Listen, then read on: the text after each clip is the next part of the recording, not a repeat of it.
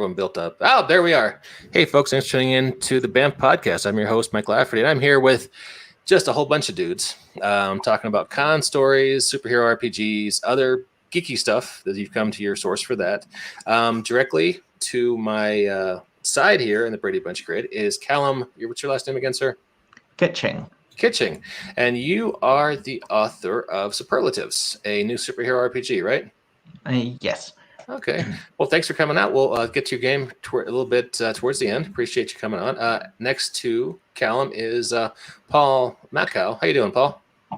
Hey guys, how's everybody doing? Doing great. We're great over here in Union City. All right. Yep. Union City Heroes. That's Paul. And you've got. Do we want to talk about your new alpha test, or is it still in? Sure. We can just mention that briefly later on because it's pretty exciting. All right. Cool. That's awesome. Below me on the Brady Bunch grid is Jacob Blackman. How you doing, sir? Hello. Glad to be here. And over this way is Walt Rebelliard. Hey, Walt. How are you? I'm modularly something entranced by your sunglass tan. I know it's awful, right? No, it's kind of cool. Half an hour at the skate park this morning. That's fantastic. I'm teaching my kid to skateboard, and I was a normal shade of white just yesterday. So did you do any hand plants or anything like that? Anything crazy? I don't have any broken bones, so the answer to that question is no. I want to see. I know some other guys brought like clips and pictures of themselves at conventions for the chat today, but I want to see a picture of you doing a kickflip. It's impossible. I would break things. I am a ground-based life form, Walt. Occasionally I swim. That's about it. So gotcha. All right. Well, hey, if you guys don't mind, this came across my feed yesterday. I didn't know this was even happening. They're doing a Batman Death in the Family animated thing. Choose your own adventure. Choose your own adventure style. Yeah. I don't know if this is good or bad. Can we watch the trailer real fast? See what you guys think? Yeah, please. Let's do that. Okay, and feel free to talk over it and make fun of it, or say, "Oh my God, that's amazing," or whatever. Here we go, sharing audio so we can actually hear it, and here we go. It's rated R, so turn away now. Any young children? I saw the old D&D back in early 3.5 days. The D&D did one of these. Yeah, it was a DVD where you got to choose your own adventure. Except they didn't make clear why you had to build up a certain number of points, and they never explained that anywhere. Take them down while I investigate that warehouse we tracked Joker to. Please tell the big man I said. So this is they did this movie before, but obviously they're expanding on it because it's the same animation style actors all as the previous Death in the Family, right? Yeah, they had done Into the Red Hood, and that is going to be included in this story. Right. But they're also doing the story beforehand, and we can modify how it goes based on our choices. Well, I was when I saw this, I watched it through, and my impression afterwards was, man, I wish DC would stop making me have to choose if Robin lives or dies. Like, you guys pay writers, like, stop putting that on me, man. Well, I guess we'd lose something from the original event if we didn't have that element. Sure, of course. This is the right story to do, right? Because it had that, obviously they had two story branches at least. Mm. That was a mail-in back in the day, wasn't it? Yeah. There was a 1-800 number. Yeah, 900 number, actually. You had to pay for your right to say, I want to kill Jason Todd. I don't know. Enough people did? Yeah, it was close. But I almost feel like I want to have a lot more control. Hey, look, John Gibbons. Hey, how you doing, John? John is talking to us on Facebook, and he's ridiculing me for being a ginger, which I don't think I actually am. But fair enough. There is some strawberry blonde in there. So good day to you, sir. And congratulations on getting the after out the door, which we're pretty psyched about. So so what do you guys think about that? Good, bad, indifferent, wait and see? After seeing the D&D version, I'm skeptical of choose your own adventure films, but I'm working with a sample of one, which is not good methodology. You didn't see any of the Black Mirror one recently? Yeah, that was no. That was actually okay. I mean, they kind of treated it as a comedic gimmick. Like the guy you were controlling was aware you were controlling him, and he was annoyed. He was talking to his shrink about it. Yeah, well, it's meta, because the more you do it, the more aware of the story he becomes. Yeah. So, and one of the branches I went on, he was able to shake off your directions once or twice, and then when he was in one of these thoughtful discussions with his shrink, if he didn't like it, you could select put in ninjas, and all of a sudden, Windows break, ninjas jump in, which I would like to have that button in almost every movie I watch. If the girlfriend wants to watch Howard's End from the 90s, well, that's fine, but I have a ninja button. So they're having their nice high society tea. Downton Abbey would be a lot more interesting with ninjas, is all I'm saying. Well, if that's the case, then you need to watch Pride, Prejudice, and Zombies. Oh, God. I have watched several different Pride and Prejudice films, both theatrical films and made-for-television movies, and Pride and Prejudice and Zombies was the version I actually started to understand Pride and Prejudice and what the story was. I was like, oh, that guy's not just, he's not just saying this and people are looking at him odd. He's supposed to be an asshole. I get it now. So did you watch Pride and Prejudice before the zombies were added willingly, or was it under threat of torture? Oh no, I try to keep up with the classics. Oh, nice. I would like a Muppet button where at any point in time watching a movie, Muppets are always welcome in classics. Yeah, or I can just have one character remain a human, everyone else becomes a Muppets, or vice versa. That would be great for like Fight Club, I think. Mm-hmm. Melissa McCarthy had that movie. It was awesome. Did you guys see the new Muppets Now? That was just out on Friday. No. I have Disney Plus, and we're going to see it because I introduced my kid to the Muppets, and he won't shut up about them now. So I think we have to. So therefore, we're all fans of the man with a gun style of storytelling, then, which is sort of introduced a bit derogatively, but I'm pretty sure that's how they vote for Blues Brothers. They I'm pretty sure they wrote like the first scene, tax clerk sitting there, waiting. I'm miming waiting, and I realize my hands aren't visible. I'm being silly, and the script writers are going, "How do we make a film about a tax clerk?" I know people burst in. Yeah. What do they want to do? Pay the taxes, I guess. Okay, now they've paid for taxes. How do we make a film out of this? I don't know. The National Guard bursts in. And before you know it, you've got the whole Blues Brothers. This is true. Yep. Add in Twiggy and Carrie Fisher and blunt They first are missing segue. Muppets. They are missing Muppets. Well, John Belushi is. John Belushi is a Muppet. Carrie Fisher was on the Muppets show, the original one, with the rest of the Star Wars cast. So she's kind of a Muppet by osmosis. Yeah, and they're both. She's a Disney princess, and the Muppets are Disney now, so there's a lot of weird crossover there. Yeah, Disney's going to own everything eventually. I think all of our intellectual property will one day be owned by the mouse. And Frank Oz is in the Muppets and in Star Wars and in the Blues Brothers. He's everywhere like Waldo. Yeah. Can we do a blunt force segue and talk about fun con stories? Yeah. Sure. Paul, you were saying you had some earlier, right? Sure.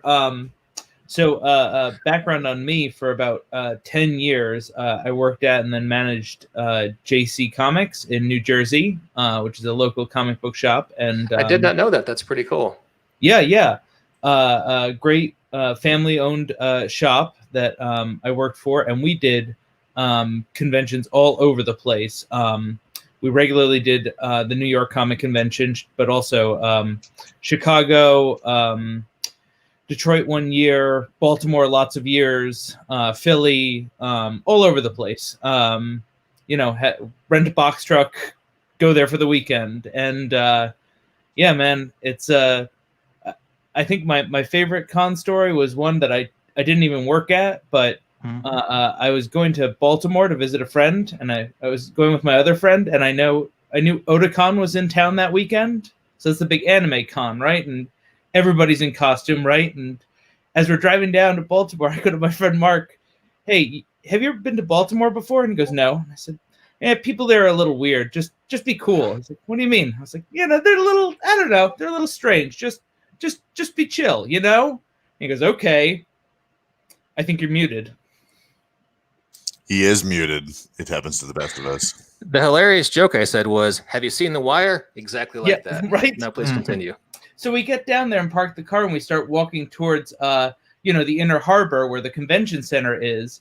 And we pass this anime guy like with fox ears and a giant sword, and Mark's like, what is that? And I'm like, it's Baltimore. And he's like, that can't be. And as we go, more and more of these people start passing us, and he is like turning around, looking, and he's like, what do you mean? And finally, as we get to the heart of the inner harbor where the convention center is, and everyone is in costume, like over the top anime dress, he finally like breaks down and goes, this can't be happening. This isn't real. What is happening here?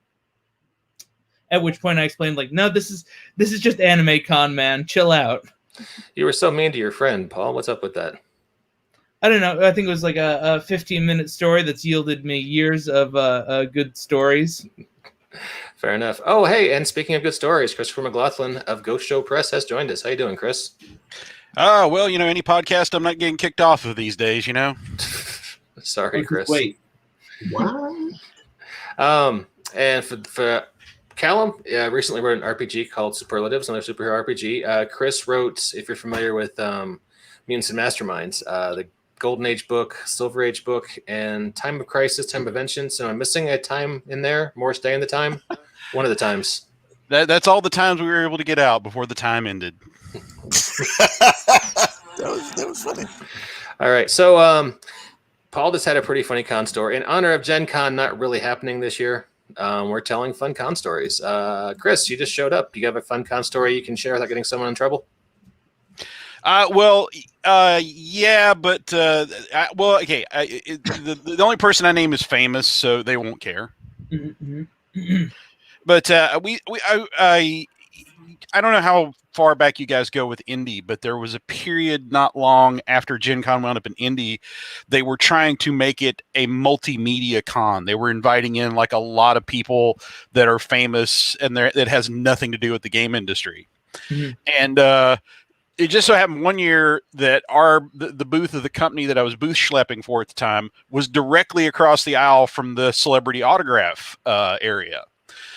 So in addition to everything else that we had going on that year, that was the year that was the year that Mutants and Masterminds was announced. So I got to deal with all the people yelling at us for doing a D20 superhero system, all the people telling us it would never work and they would never buy any of our products because we were trying it. Ah, yes, con memories. But anyway, one of the best superhero games ever. It was good to me and a lot of people, and I have to admit I enjoyed cashing a lot of receipts when it became a hit after that year. But after hearing from all the gaming experts why D20 superheroes would never work, we would watch the comings and goings of the various celebrities. And we kind of gotten used to it. But okay, so Sunday, Gen Con. That last crawling, can I reach the finish line? Can I break the tape before life leaves my body? And wouldn't you know it, me and my best friend of over 35 years, Hal Mangold, we drew first thing Sunday morning opening. And without going into too many details, we just barely made it there. We had a very long Saturday night into Sunday morning. So yeah, and we got there, and we got at set time, and then I just happened to glance to the autograph schedule to see who was due to be there, and the reason was because there was already a line. At the very opening of the show, there's already a line for whoever it is, and I'm like, who is this? And I look, and it's a line for Warwick Davis. Yeah. You may remember. I think he was an Ewok, and he was one of the professor, one of the background professors in the Harry Potter films, and of course he was in Willow. And he's also got that great internet comedy show, which he hadn't done at the time. But before I say anything, I got to give Warwick Davis his props now. Okay, so it said he was supposed to be there. Short. Yeah, okay. So he was supposed to be there at opening, just like us. 10 o'clock.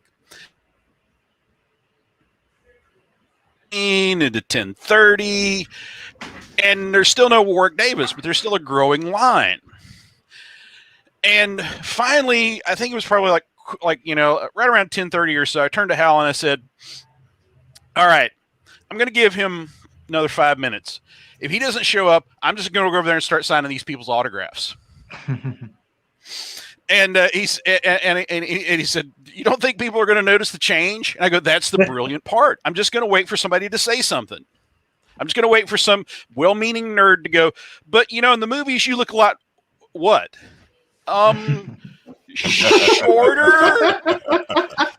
And then I'm just going to go, "Oh yeah, well, you know how the camera is. Everybody photographs smaller in Hollywood. It's Tom Cruise. He's really 6'11". It's just it's all just the way we photograph."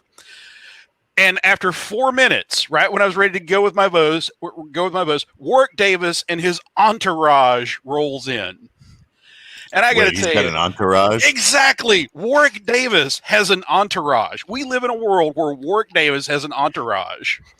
And thank God, Vern Troyer. Yes. I think I'm the only person who's seen Caravan of Courage. And thank God he's got an entourage, because they're carrying him in. I thought I'd had a long Saturday night. I tell you, just from firsthand appearance, nobody parties harder than Warwick Davis. Okay, that's the only thing left on my bucket list. I want to party with Warwick Davis, because that guy, he's an animal. I mean, they were just barely propping him. They were doing. They had to put the pen in his hand, and I'm like, yes, Warwick Davis. He's a madman. So yeah, and I think that was borne out by his comedy series. He's a lot more hip dude than I think we realized. So there you go, my Warwick Davis story. I don't know if I can recover from the realization that Wicket has a happier life than I do. One too many butter beers, man. Jacob, you go to a lot of Gen Cons. You got any stories? I do go to a lot of Gen Cons, although I haven't been there for now. It's been 2 years. Let's see. I could always tell my infamous "how I almost killed Mercedes Lackey" story. Do it. Well, I think you have to now. All right. So yeah. Wait. Is it a funny story, or is it, oh my God, thank God Mercedes is still alive? What's wrong with Jacob's story? There's been both, to be honest. All right, go for it. All right, so this was the last Gen Con I attended 2 years ago, and I wasn't intending to go to that Gen Con. I was intending to take the year off, and through happenstance, I happened to know Larry Dixon and Mercedes Lackey, both of which are award-winning authors in the fantasy genre, and they were going to go to Gen Con as part of the authors there, and especially since Larry had started doing writing for an independent film company who I am a huge fan of, called Zombie Orpheus Entertainment. However,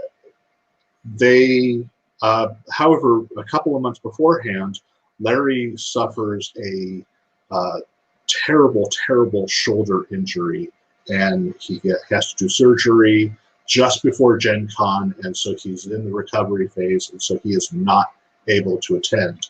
But they still want Mercedes to go, and so they call me saying, "Were you planning on going to Gen Con?" It's like, "Not really. Do you want to? Because we kind of need someone to take Mercedes." And it's like, "I guess I can." So Larry and Misty give me a Gen Con ticket. They pay for my way there. All I have to do is drive her there, make sure she attends her spots, and make sure she gets to her booth. But otherwise, I am free to attend Gen Con however I want. So that happens. We get there in record time. I have never taken a road trip to Gen Con so quickly because I'm the one driving. And it's just me and Misty. We don't have a huge bunch of other people.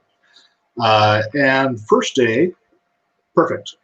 No problems. We get to all her things. We get to her panels. We get to her booth. Excellent. Then comes the second day. She sleeps past her alarm, which I get. Gen Con is exhausting. And she doesn't have anything until like 1 in the afternoon the next day. So if she doesn't want to get up at 9:30 in the morning, I get it. But, you know, I want to go and do some early morning Gen Con stuff. So I get up, shower, and go. She is still in bed when I leave. I am in the middle of the dealer room when I get a call from Larry saying, "Where are you?" I'm in the middle of the dealer room, Larry. What's up? Misty just had a stroke. And I go, what? So I am now running back to the room, talking to Larry on the phone, trying to find out what's going on. He's like, yeah, this happened, this has happened, and now she's currently in the hospital. And, you know, I'm freaking out. I have let Larry down. I you know, his wife is on death's door, and there's nothing I can do. I have screwed the pooch. I have done the worst possible thing by not taking care of my charge. So I pretty much spend the rest of the day in the hotel room worrying about Misty and getting phone updates from the people who are taking care of her. And later on, and so I spend the entirety of the second day of Gen Con in my hotel room.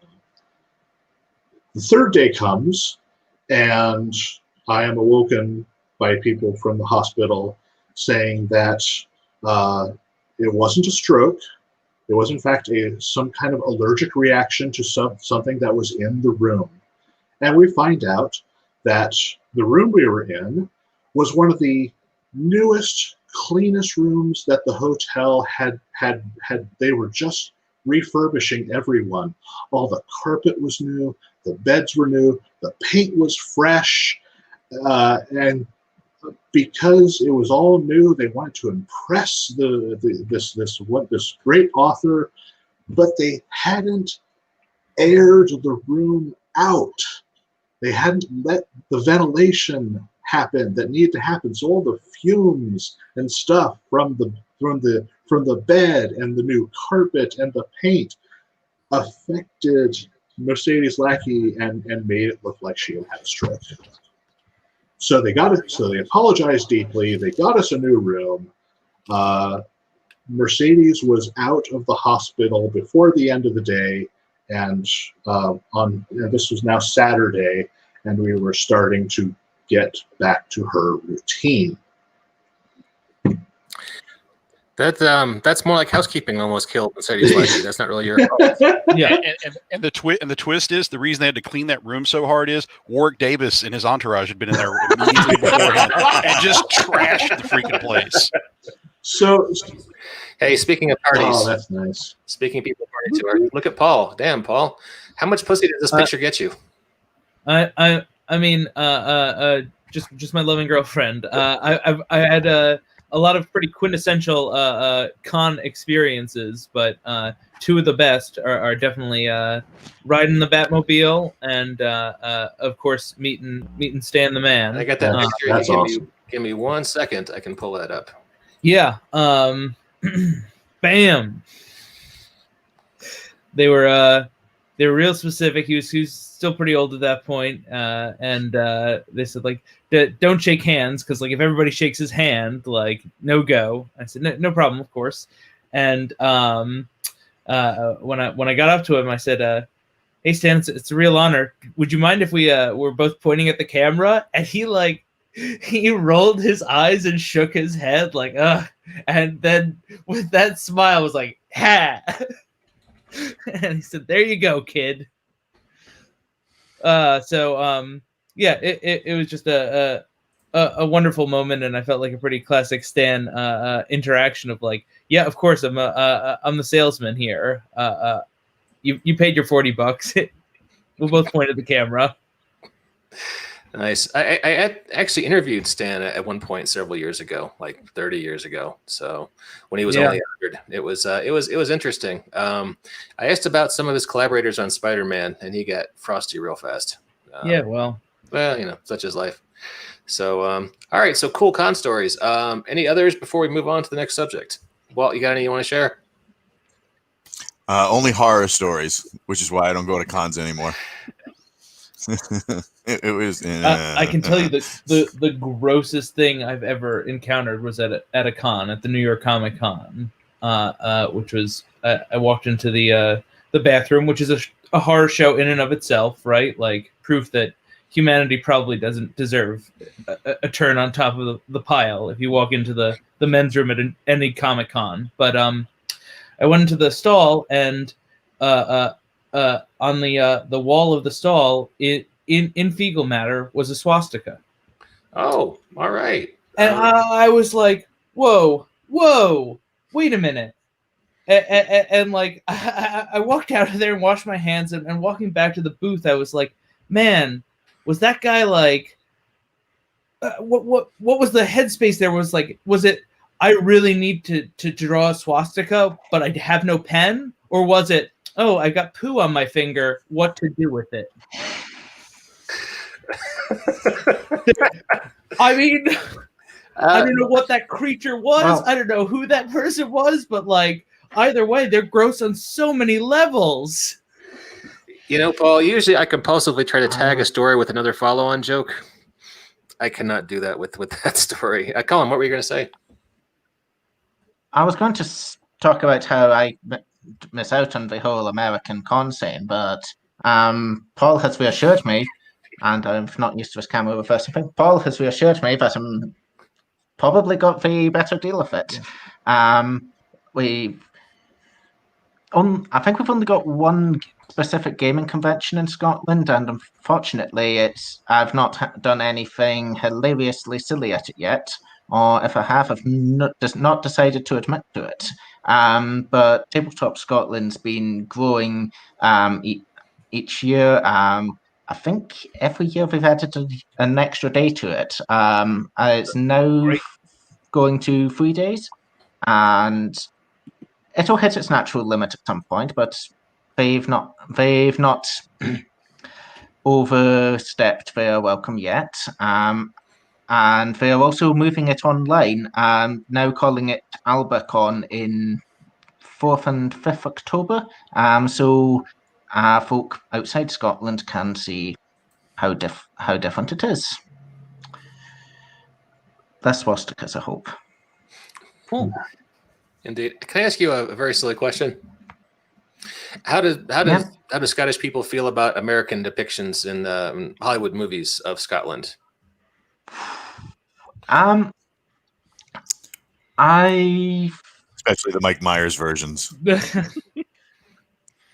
I'm not sure if I've watched enough Hollywood depictions of Scotland to have a strong opinion on it. There is certainly an awareness that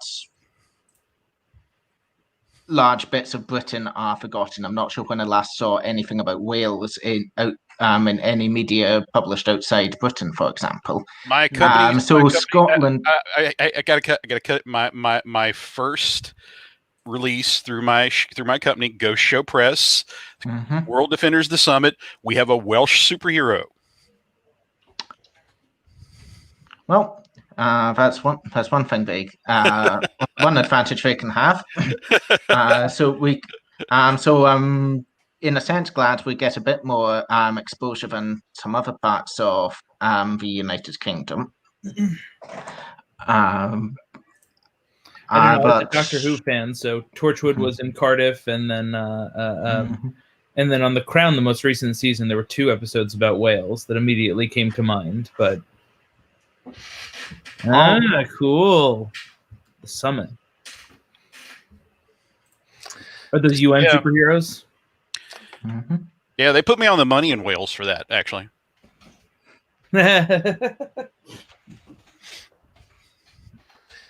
Yeah, we were going for that big Welsh RPG fan money, and I got to say we've been riding that wave ever since. Yeah. That's one of the, I think it's pretty open secret that started out as a manuscript that displeased a previous editor, and I got a note on that, and I tried to win the fight by saying how many Welsh superheroes can you name? That did not carry the day, unfortunately. Ooh. That's because you didn't add at the end, huh?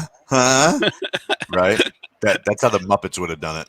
I was just happy I cut all the motherfuckers out of the email. You always leave those in. Well, in hindsight, I probably should have, but live and learn. Mm-hmm. Or had Fozzie Bear go, "You didn't think of that, did you?" Wow, Paul, you're a man of many talents. I didn't know you did voices. Oh, I guess just Fozzie Bear. Okay. Well, hey, let's segue over to talking about games since we're kind of heading that way anyway. Mr. Calum, let's talk about your game, which successful Kickstarter, and you are now out on DTRPG, available for everyone in the world to pick up. And you've got a bunch of supplements for this too, right? Yes. There's the game itself, and there are 8 official settings, 3 of which are 7. I'm getting my numbers mixed up. 8 books with 7 settings, 3 of which are currently online. The remainder I'm busily indexing and getting the numbers all checked, since I can't keep both straight, it seems.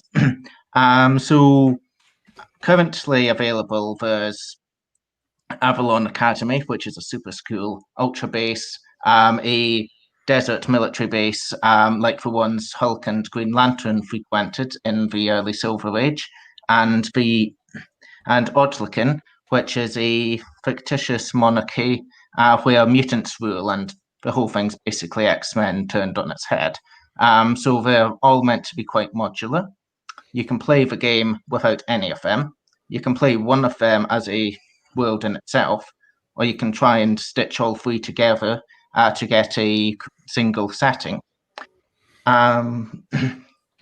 The system itself, main gimmick there is that it's about a ongoing process of character creation. So you've got the usual initial stage where you define the character's statistics, but what exactly you can do changes, not just spending character points between sessions, but almost every dice roll, except for damage rolls, actually changes your character sheet a little. Because anything that your character has successfully done is added as what I call a precedent, which means your character will subsequently always be able to do it. And the converse is true. If your character fails to lift up a tank, they'll never be able to lift up a tank. It's established as something they simply cannot do. So that helps encourage some Silver Age innovations of you don't know what your character is able to do in it. If your character's falling out of the plane with their to use a totally not drawn from comics at all power, Spider Silk generation ability. They're falling out of a plane. They've not written down that they can turn it into a parachute, but they go, but they say, "Hey, couldn't I do that?" Roll away. Suddenly, they've got a Spider Silk parachute, or they've established they don't have a Spider Silk parachute and need to come up with some new bullshit pretty fast. So I pulled up some of your, let's see, some of your other releases here. There was the Avalon Academy you talked about. Yeah, which is in Wales. Oh, I see. It's got to go up to that Wales fan base. They can't be, can't be turned away. We're all going to be on the money by the time this is over. Indeed. and I think we should learn Welsh because I think that's what really would help us get in with that crowd. I need you to pronounce. I don't want to get this the name of the monarchy wrong. Can you pronounce that name for me, Calum? Odslican, Okay. which is just totally a made-up word. I believe it actually means something in Czechs, but I've not dared. But after I discovered this, I've not dared to look it up, and just maintain my plausible deniability. Okay, and down here at the bottom we have Ultra Bass, which sounds really cool. I hope. Well, I'd like to think so. As they will really Hulk's old stomping ground, since I try and draw from as broad a range of comics and other materials as I can. The next release, which isn't up here yet, The City, is largely based on a mixture of 1984 and City of Heroes, but it's not Pretoria for anyone who was a fan of Going Rogue. It's a different weird dictatorship, but Hulk is sort of my first love in comics, so has the strongest influence upon this release. Okay. So this is all available right now on drive-thru. And what plans do you have for the future for the Superlatives universe? Well, firstly, I need to actually finish delivering all the stuff I'm stuck on the index of. So the next one, as I say, is The City, which is 1984 with superheroes. Not specifically Airstrip 1, but the ideas of a super powerful dictator who is ruling with a suppression of the true history of the setting. Then there's Night World, which is a mashup of Norse and Egyptian mythology during the apocalypse. The sample first adventure for that is The Sun's Vanished, and everything else there is about figuring out how, why, and the consequences of that.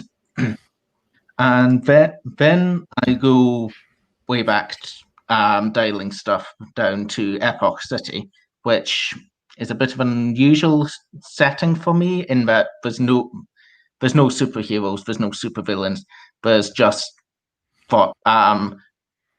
Golden Age gangsters, fifth columnists, nightclub singers, and the first adventure in that book is things are pretty bad. Suddenly your heroes appear and hopefully sort things out. They even did it in the playtest, which isn't usual. Usually they just make things worse in a new and exciting way. And finally, Opportunity, which was my attempt to make a generic setting. It ended up being a city surrounded by magma after a war with the underground empire of the Mayans, who are weird mute people with another secret history. And after that, I should be taking a little bit of a break. Okay, sounds good. Just a little bit. Yeah, I don't blame you. That's like a lot. That is a lot of material. Sounds like that was a very successful Kickstarter. And 654 is that's a steal for this is a thick book, and you can catch it right now. Drive to RPG, just do a search for Superlatives, and it is right there. Appreciate you coming on and talk about it. While we're talking about superhero gaming, Paul, you've got an alpha test right now, right? Yeah, we for the last couple months, I've myself and a couple other guys have been developing an all new board game. It's a deck building game, and it's pretty awesome. We just started the play test with a small group of people, and the response has been off the charts. It's remarkably close to done. That's a little look at what we have in store. The map tiles you see at the top, they've just got a kind of base template, but each of those will have individual unique art when the game is a little closer to finished. But as you can see, people spend the game playing a hero and moving around the city that they explore and building a deck that they use to fight villains. This looks really attractive. Is this Tabletop Simulator off of Steam? We were able to build it all on Tabletop Simulator because our game is all cards and tiles. So yeah, when we started designing this, it was just at the cusp of a certain unnamed global pandemic at the edge of February. And about a week later, I realized, oh man, all this physical product I bought at Staples is worthless. We need to find a way to do this online. So obviously, when we go forward, this game will be an actual physical box you can pick up and play on the table. But for right now, yeah, Tabletop Simulator's done a great job for us because we were able to build all our cards completely. So you're playing as heroes, exploring a city, and you're building your deck through exploration and encounters. And how long does a typical game take? About an hour or so. It really depends on the flukes of the game, but we've had 3-player games that take up to 2 hours and 2-player games that take like half an hour. So about an hour, give or take. Okay. Yeah, it's all self-contained. Everybody at the end of the first game said they had a great grasp of the rules, so it's a pretty nice learning curve. If you played any other deck building games, you're going to recognize a lot of or pick up on the rules very quickly. But we have a lot of unique stuff going on. Any sort of mana or tribute or resource management for playing your cards? Yes, yeah. Each cards generally have 3 resources. Ones that let you buy, Valor, ones that let you attack, Might, and ones that let you move around, Speed. All of which are important. There's also Heroism, which you use to buy specific solo cards for your hero, and Defense, which allows you to defend against villains. Because boy, you got a lot of villains you're going to have to fight in this game. I'm going to ask the obvious and stupid question because that's kind of the role I've taken up on this show. If I come to you and say, I've played a lot of Sentinels of the Multiverse, how is this different from that? Oh, it's vastly different. I love Sentinels of the Multiverse too, but in that you start off with a deck of 40 cards that is your hero. Mm-hmm. In this, you start off with a starter deck of 10 cards, and as you physically explore the city, you expand the game board to find more cards that you have the potential to buy. It's unlike any deck building game you've played before, and it's vastly different from a game like Sentinels that comes with a pre-built deck. Also, our villain mechanics are very fun. If you've played Sentinels before, you've got you'll be able to pick it up quickly, but we think you'll find it very fun and unique. I guess that brings us to maybe the most important question when we do a segment like this is how does someone get in on this playtest? Right now, we've got a closed play test of about 20 people. We've got a really great group, and for the next about month or so, it's probably just going to be that group. But if you follow us on Facebook, pretty soon, because the feedback has been through the roof. We're going to be at a point very soon where we have open play testing and demos going online on YouTube, streaming. We're going to be going out of this in a big way, probably around September, because we're at a point right now where the game is fully playable. We've got about 2 decks to finish up before art-wise, before we have the game in an extraordinarily presentable way. We should probably mention that to find you on Twitter, which sounds like it's the way to get in on this, it's just at Union City Heroes. And Twitter or Facebook, Union City Heroes, same thing. Yeah, you could use some followers. So go find Paul on Facebook and follow him because he's a good guy and he's got the best stories about cons. So. Oh, thank you. Yeah.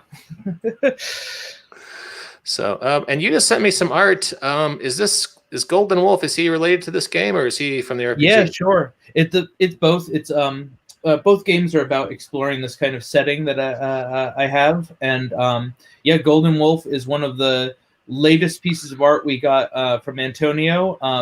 This is one of the things we were waiting for to finish up the RPG core book, and we've got a whole big chapter of villains now. Golden Wolf is one of our newer villains, and yeah, down the road in the deck building game, you'll absolutely see Golden Wolf as a villain. He's a kind of badass, like a kind of a Deathstroke character. That helmet gives him enhanced perception, and he is an uncanny warrior. Okay, now you said RPG. Let me share this screen. So I thought your RPG book was out. Is there an expanded edition coming out? So we had the PDF. It's a first edition. It's only $9.99. But this was always because we had a little backlog, a little bottleneck on the art. Yep. So that's the digital first edition. But we've got the full edition as well as a print edition coming soon, because now the art's all done. The villains are getting finished up, and we're off to the printers. Probably around the same time you guys start seeing open play tests for this game. Okay, cool. Sounds like you've leveled up, decided to go for that big money in board and card games, and I can't blame you. That's why I'm breaking into new markets like Wales, because that's, you got to expand.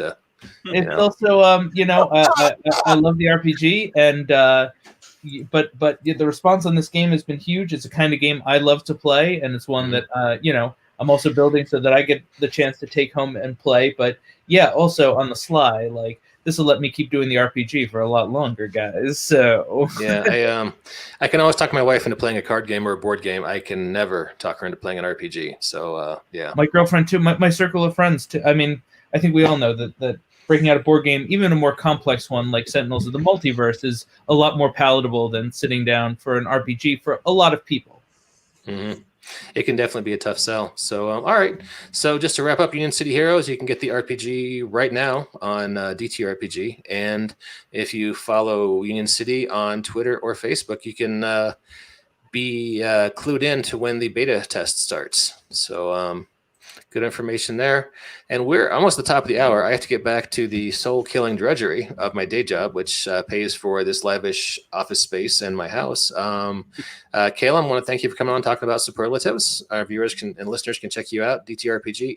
Is there any other place they should go to get clued in on new projects from you? There's the Superlatives blog, just a WordPress account that has a string of plot hooks and a fairly popular series of 100 characters.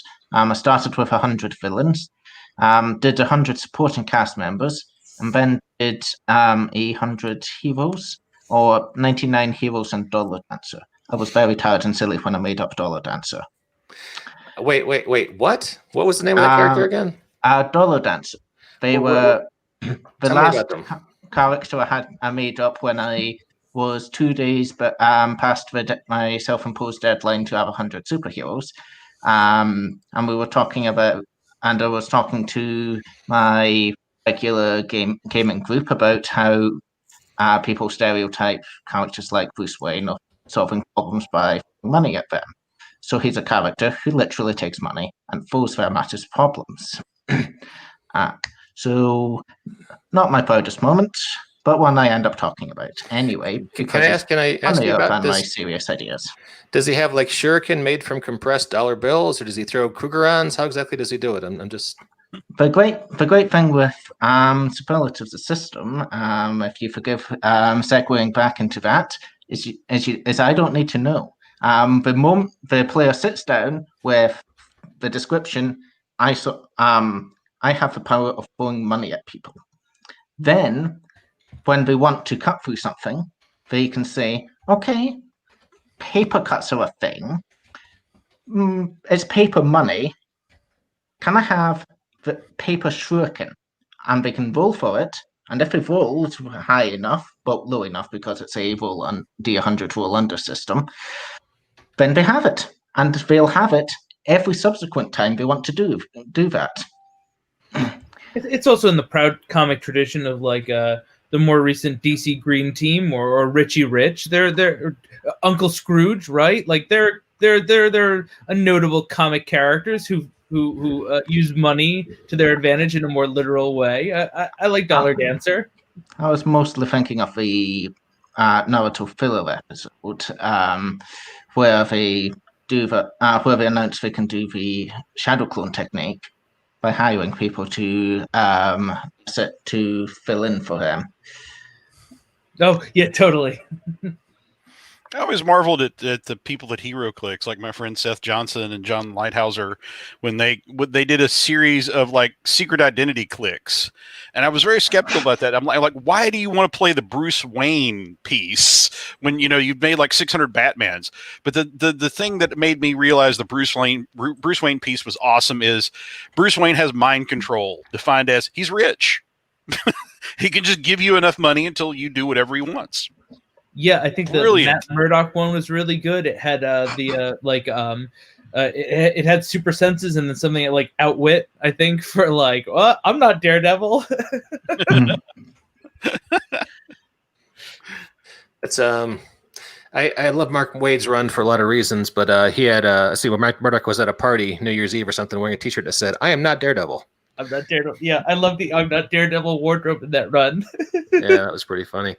Okay, so I will put links for Paul's Twitter and Facebook and all the books we talked about, as well as the Superlatives blog in the show notes. Anything else we want to cover before we wrap things up and call it a podcast? The Fading Goat Games just put out a new book called Champions of Electrocute War. Man, fuck those guys. They're hacks. I don't read any of their stuff. Yeah, I guess they did. Hang on.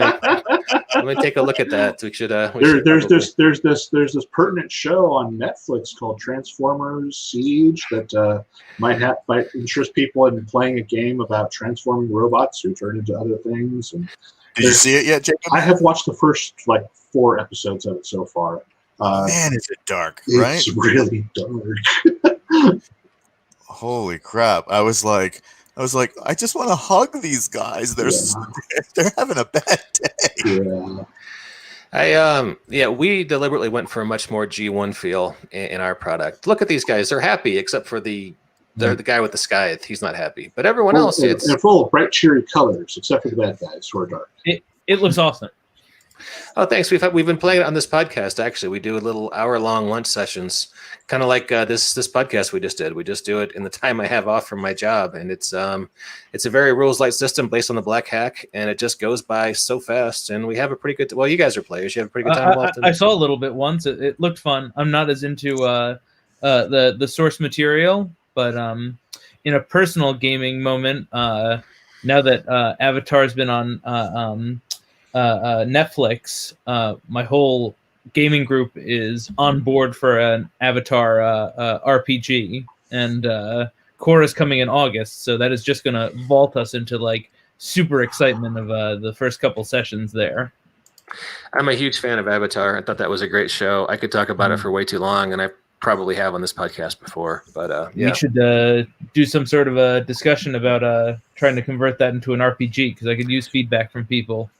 I would be. I'm surprised. I mean, there's a couple that kind of do the VIN filed off version. I'm surprised there hasn't been.